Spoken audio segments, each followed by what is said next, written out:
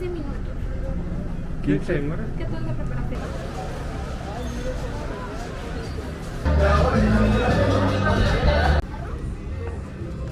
A mí Leo.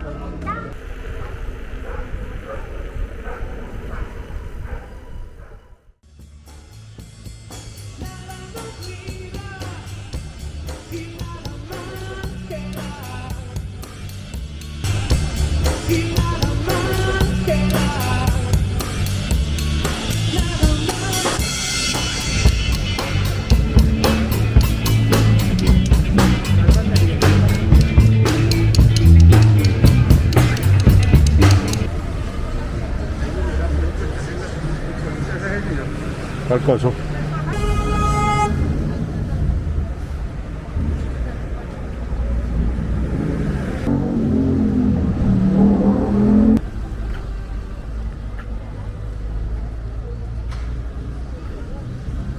El brazo le cojo.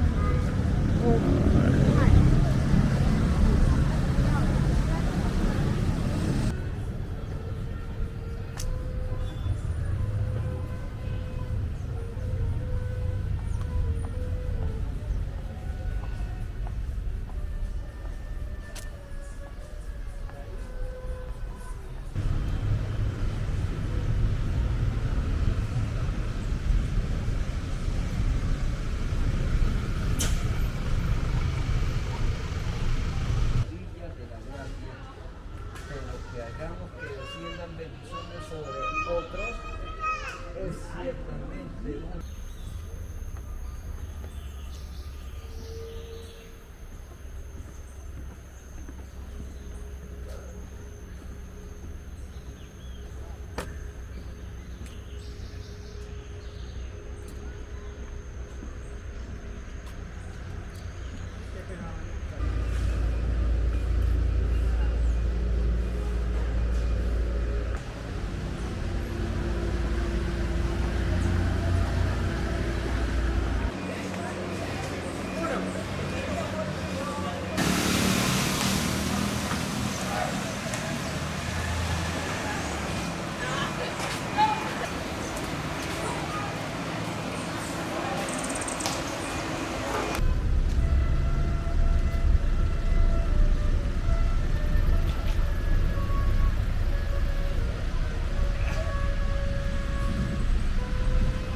Te sale por ahí unos 15 minutos.